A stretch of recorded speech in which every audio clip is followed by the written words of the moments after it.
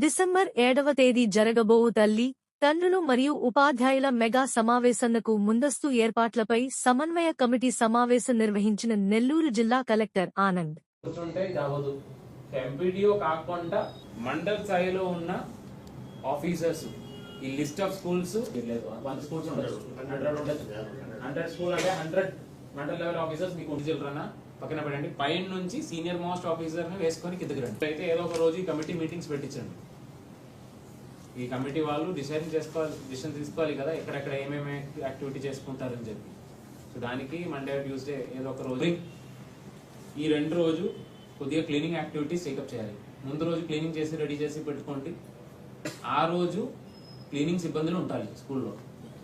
రోజు స్కూల్స్లో కొద్దిగా ఎక్కువ మంది వస్తారు, లెన్స్ ప్రిపేర్ చేయాలి.